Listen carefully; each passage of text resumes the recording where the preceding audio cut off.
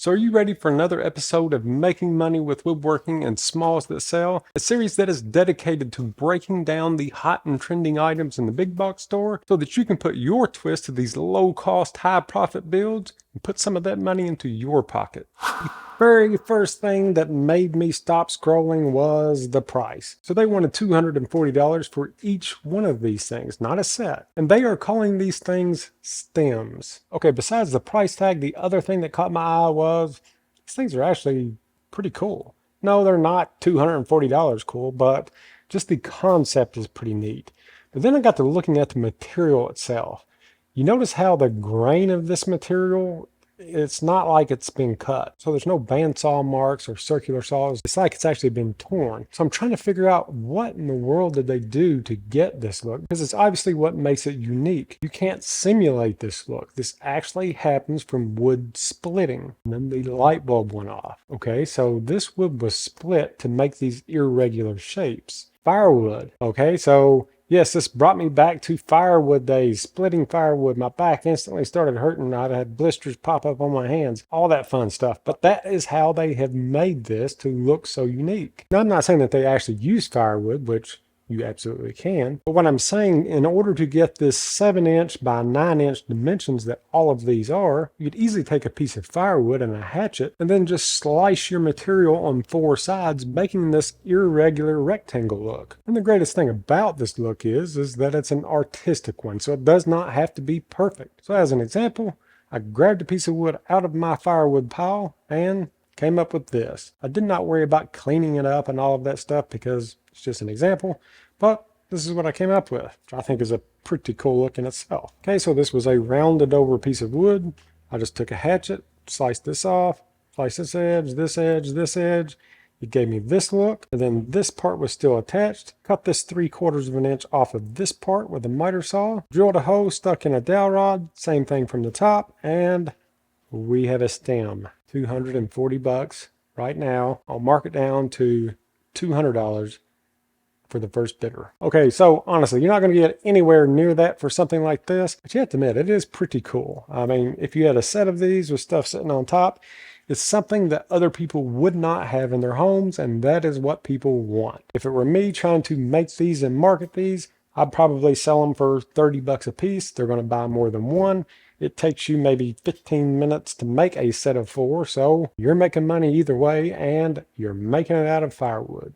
So one of the first items that caught my eye whenever I was researching the trending list right now was this oversized outdoor game set. Okay, so we've covered oversized outdoor games in the past, and they've sold really well. In one of our previous episodes, we talked about the giant Jenga set, and I'm sure that you've probably seen those at people's outdoor events, birthday parties, or really any type of family gathering. And that's what makes these types of builds so profitable. It falls under the entertainment category. So people will definitely spend money to entertain their children, grandchildren, guests, you name it. I mean, look how popular cornhole is. So here's another super simple build that falls right in line with those. This giant domino set. So this oversized domino set is selling for $60. Most likely it's getting that price because of the nice storage bag that it comes with. To find a storage bag like that, just hop on Amazon and look around. I guarantee that you can find one for less than $5. So let's get into the dominoes themselves. Okay, so you may be thinking, there's a lot of dominoes here. There's 28 pieces.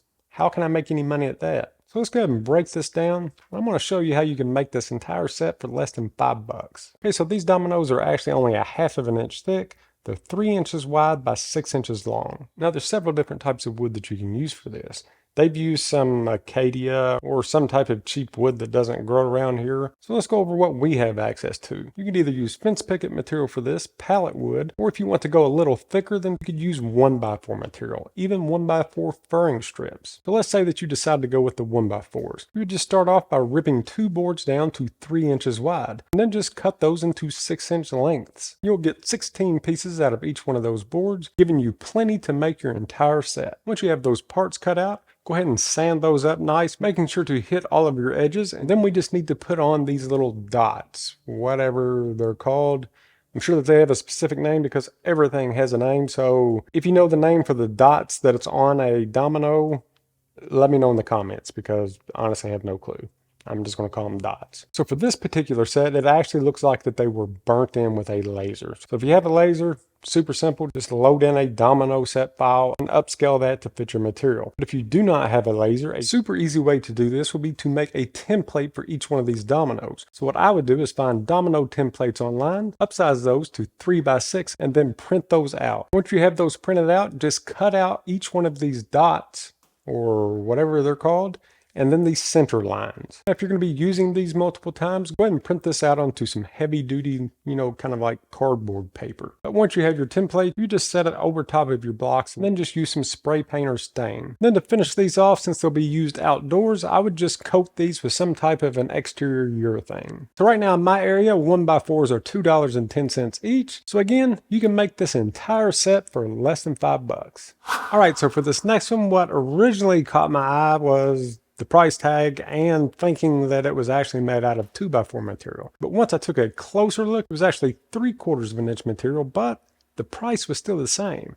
They were wanting $78 for a set of 4 of these wall hangers. Okay, so how are they getting this much money out of something like this? Well, one of the reasons is that it is different. So this is a completely different design than most wall hooks, okay? And whenever I say wall hook, it can be for keys, it can be for purses, it can be for whatever that you want to hang up, backpacks. And these are actually a lot smaller than what they look like in their pictures. So if you notice with their staging, what they're actually hanging off of these, look in this one picture, it's actually a key ring. So that tells me that these dowels that they're using are only about 3/4 of an inch. So now that I know that the material itself is only 3/4 of an inch thick, these things made out of the right material could be a huge moneymaker. So this is the type of project that if you have any type of scrap hardwoods, it'd be perfect for this. The reason why is because hardwoods are pretty expensive to buy. If you're like me, you keep all of that scrap material. So each one of these blocks is only 1.5 inches wide by 3.5 inches tall.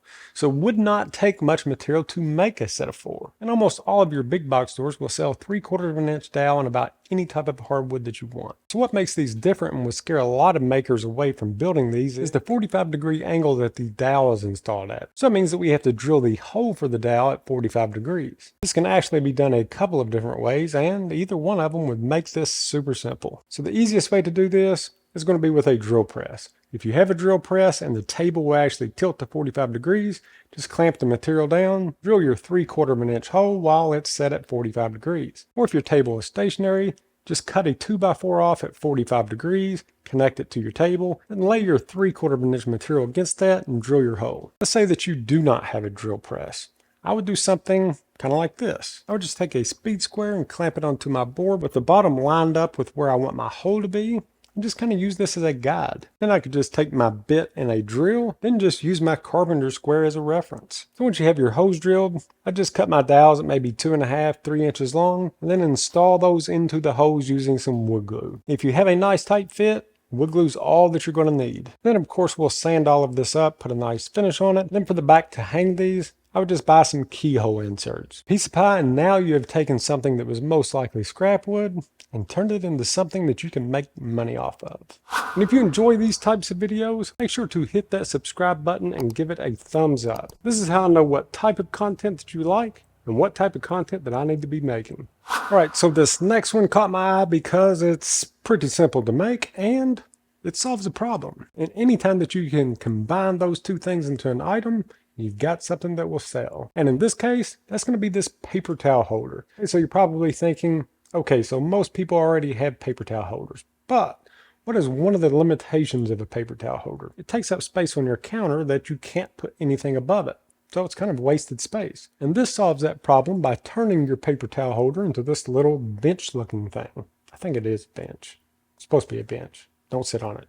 It's not actually a bench. Another thing with this item is that they are getting 40 bucks a piece for these. And honestly, that's really not a bad price. But the key to this $40 price tag is all in the margins. What I mean by that is that you can make one of these for right around 3 bucks. Okay, so the material that they have used for this is 1x6 material. I'll go ahead and refer to this as a bench just to keep things simple. But the bench itself is right around 6 inches deep, 14.5 inches wide, and it's 11.5 inches tall. A typical 1x6 will be 5.5 inches wide, but when talking about that material, I'm just going to say 6 inches. So we're going to start off with our 2 legs, and for those parts, we're just going to cut our board at 6 inches long. So essentially, we'll have 6x6 squares. I'm just going to use this as an example, but for those squares, you're just going to find the center, measure down a couple inches, and drill a 3/4 of an inch hole right through the center. That's where our dowel rod's going to fit through that will actually hold the paper towel. You'll do this on both of the legs. Now they actually have their rod connected with like a little U bracket, but honestly that's not needed. So once you have your holes cut in your material,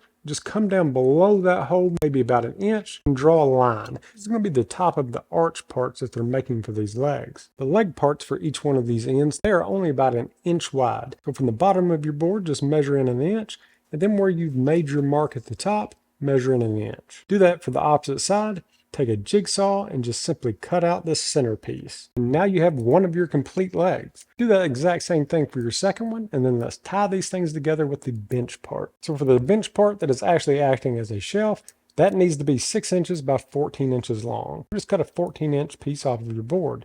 While you're at it, go ahead and cut an identical one for the backboard. Then you'll simply just stand your two legs up, add some wood glue to the top of that, put your bench seat right on top, leaving about an inch of overhang on each side. Then you can attach these using some brad nails, staples, or screws. Now the only thing left to do is to attach this backboard. And if you notice here, they've actually used some narrow strips just to hold this up. There's really not going to be any pressure on this board, so it's not going to take much. For these, you can use the exact same material that you've been using.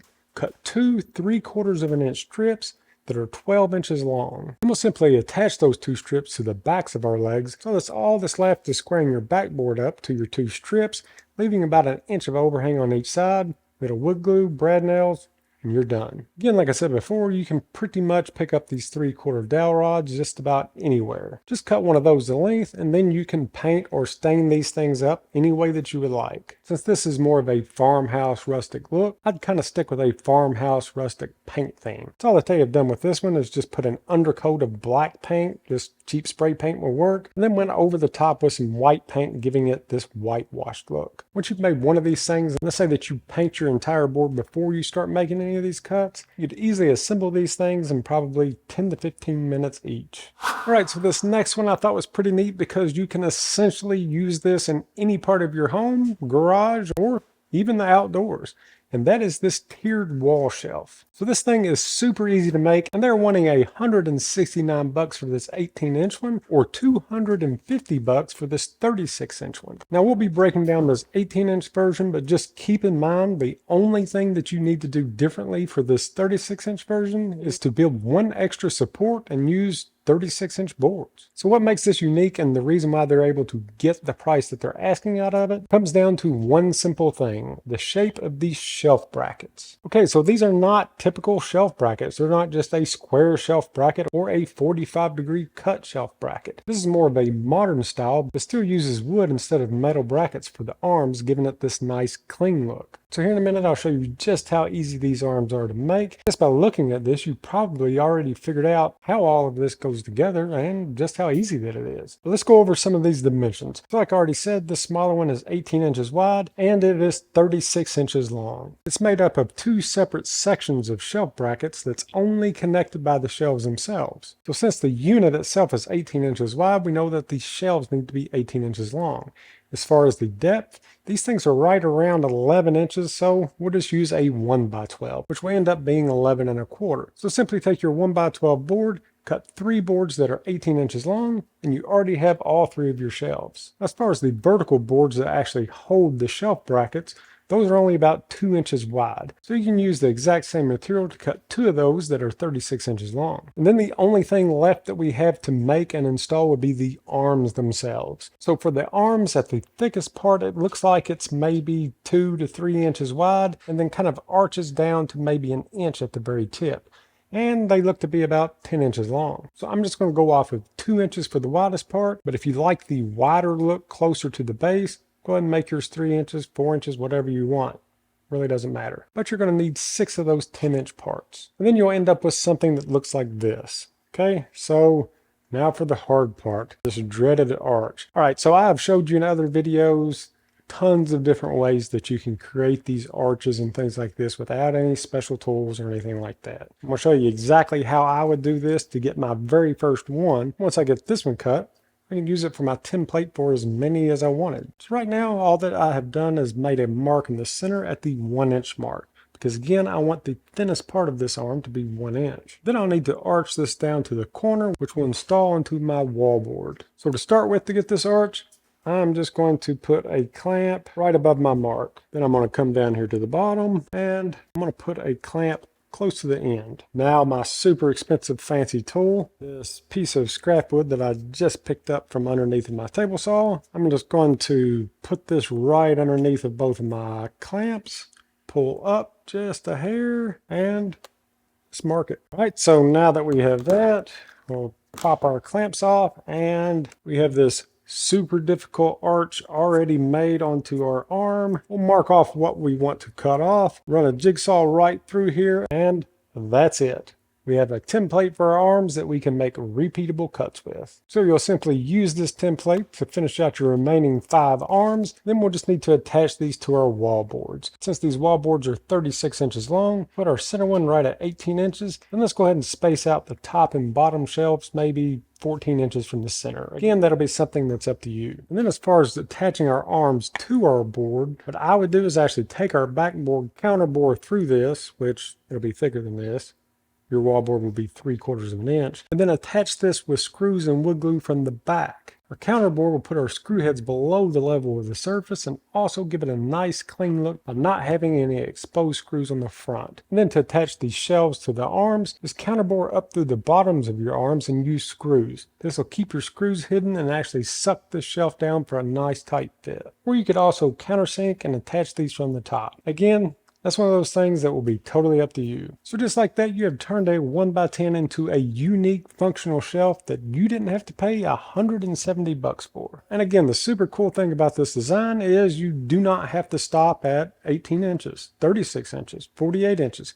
However long that you would like your shelf, you can extend these to whatever lengths that you need just by adding in extra shelf supports. All right, so now that you've seen just how easy that it is to make these types of items, you know what time it is. It's time for you to get up, get out, and get your make on. Till next time, we'll see you. Imagine taking a pile of wood and turning it into something amazing. Now, imagine doing that without years of frustration. You do not need a fancy workshop, expensive tools, or years of experience. With Woodworking Kickstart, you'll build confidence and real skills in no time. So you can spend years making mistakes and learning the hard way like I did, or you can start building with confidence today. So join me in Woodworking Kickstart and let's get your journey started.